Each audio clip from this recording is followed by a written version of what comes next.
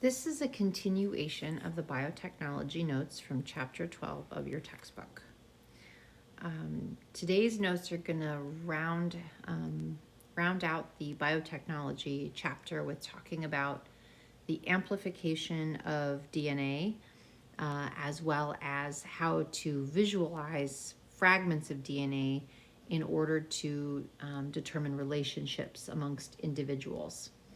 So let me start with amplification of DNA.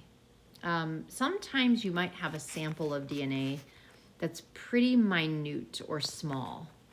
A really good example is, let's say you have a crime scene and you have a very, very tiny amount of DNA found at the crime scene, and you think it might belong to a suspect. Eventually you round up some suspects, and you want to test that sample against those suspects.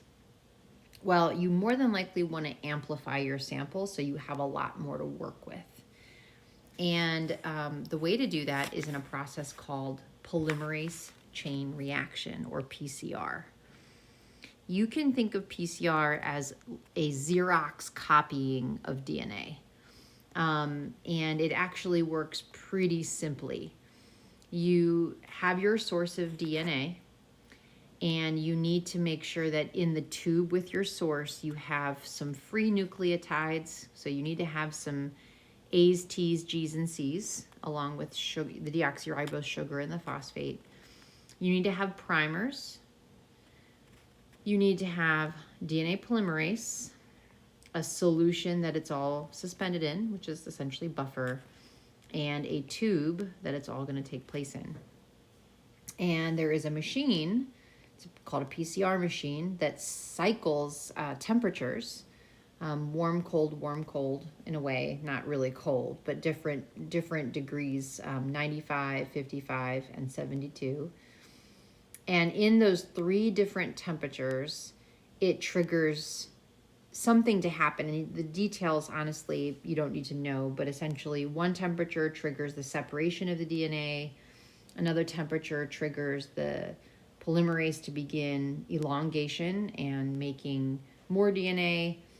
And another temperature essentially allows it to finish. So you're not expected to know that level of detail, but the benefit of amplifying DNA is that you get a lot of it. So you take this really tiny sample and you make a lot more of it that you can test.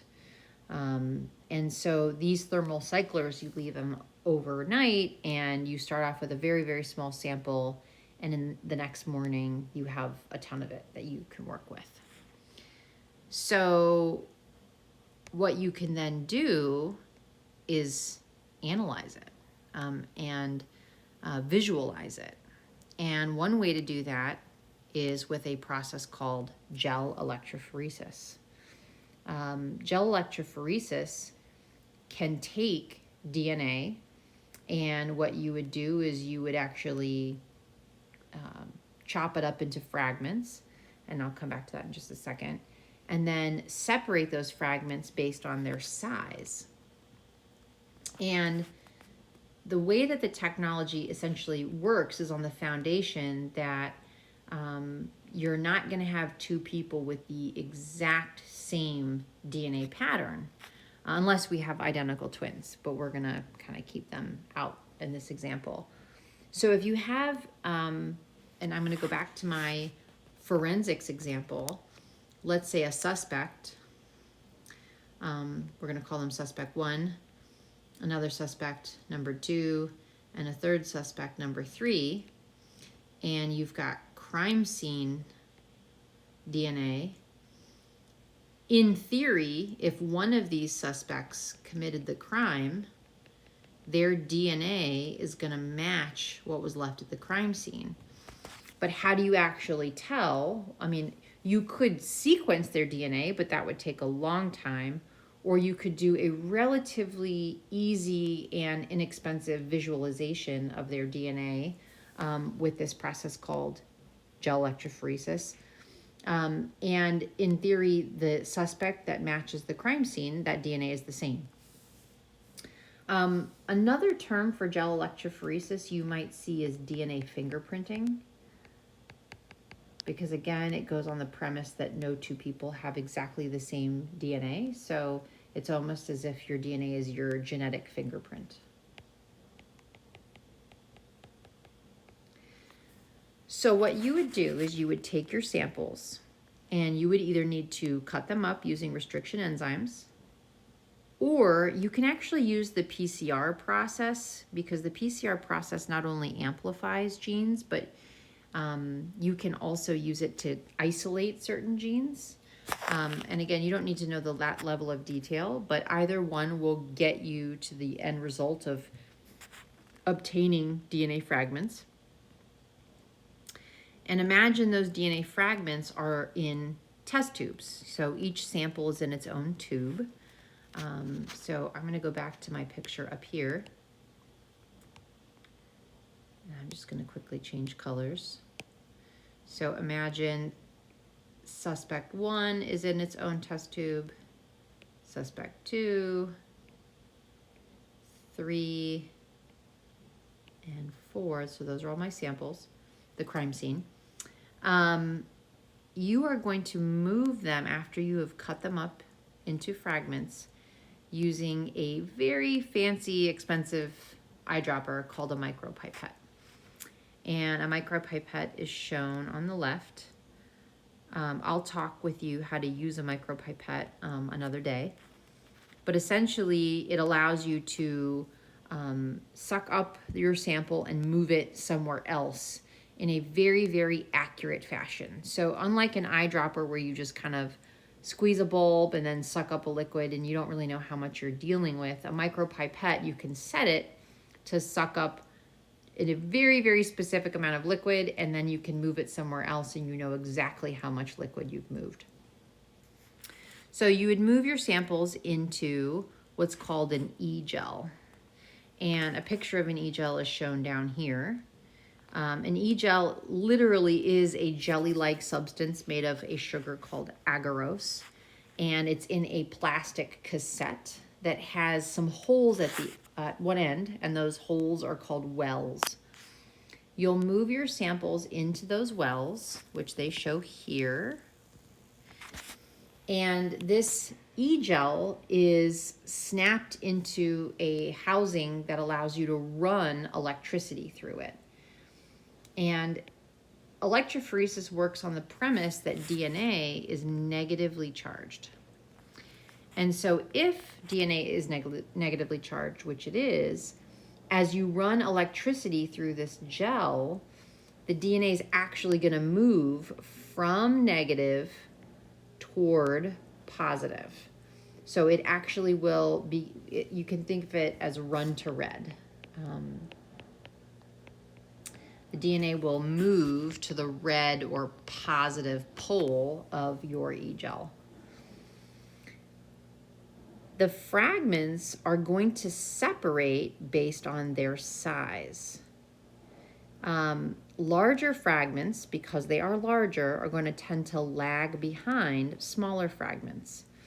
And so what will end up happening is the smallest pieces of DNA are going to move to the farthest end of the gel, away from the wells, where the larger pieces are going to lag behind.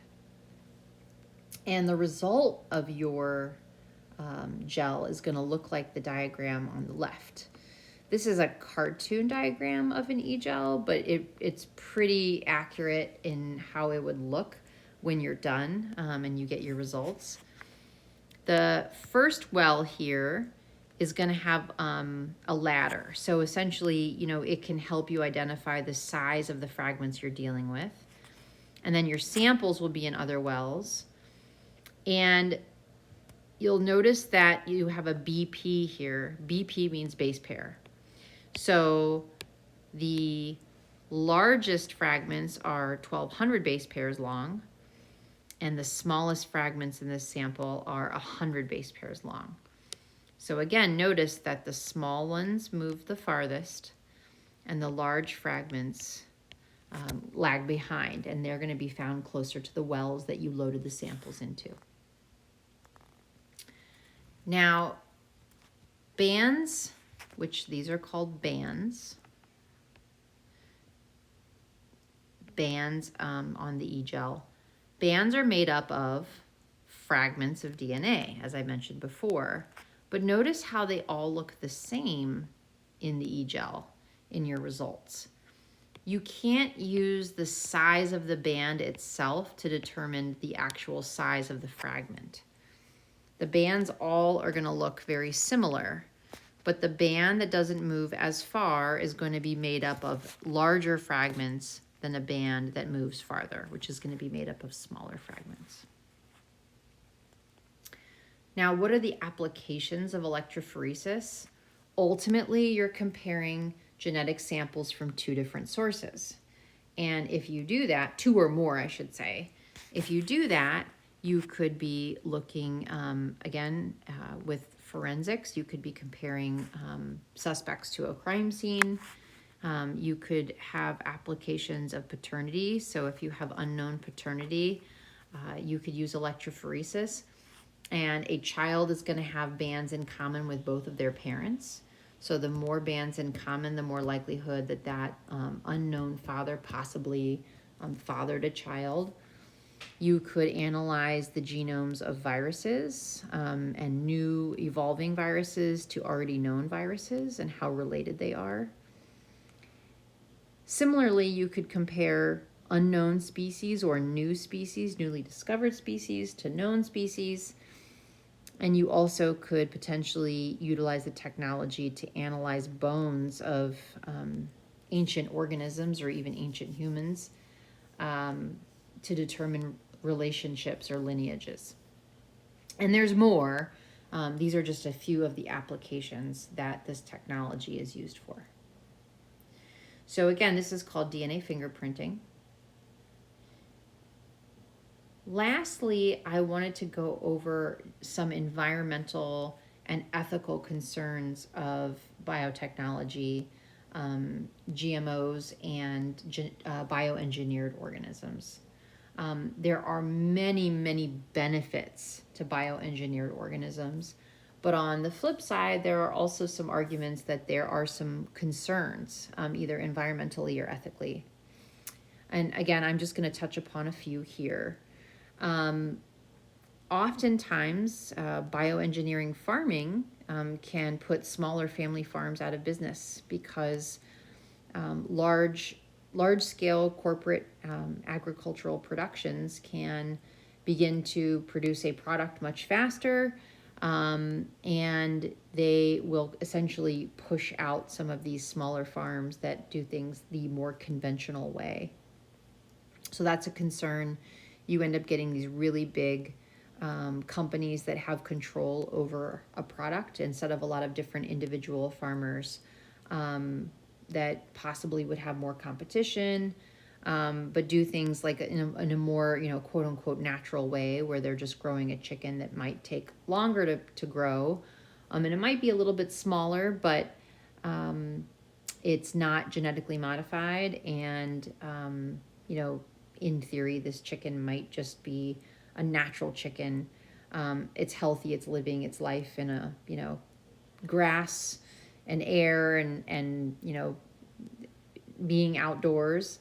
Whereas these large-scale corporations are having chickens grow at a much faster rate, and they're much more crowded and potentially could be in a building that they never even see the sun. So the emphasis is oftentimes speed of production. Some might say, well, what about the welfare of the animal? It's great to get a lot of meat, but it's not great potentially if the animal's suffering in its environment. There's also concern that bioengineered genes could escape into the environment. So you might be an organic farmer and you are not using any bioengineered seeds, let's say, in your field, but a farmer down the road is, and there is no containing pollen. It's very difficult to do. There might be insects and wind and rain that move those GMO essentially sperm cells, because that's what pollen is, into other areas that you don't want it. So what if those genes escape, quote unquote, into the wild, and what's the potential for contamination of those genes into areas that you might not want those genes to be in? And loss of biodiversity. There's a lot of agriculture that's done with clones. Great example is the banana, but there are many other examples. And potentially, when you have clones, you lose biodiversity. You get a very stable product that everybody knows what it tastes like. It tastes good. You don't have any variability. So when you eat a banana, it's going to taste a certain way. But when a disease comes through, like what's happening right now, there's a fungal disease that's affecting the banana as you know it, called the Cavendish. It can wipe out fields and fields and fields of banana trees. And there potentially is no cure, which is what's happening right now with the Cavendish banana. So these are just a few of the environmental and ethical concerns, but there again are more that can be raised with bioengineered organisms. And that is the end of these notes.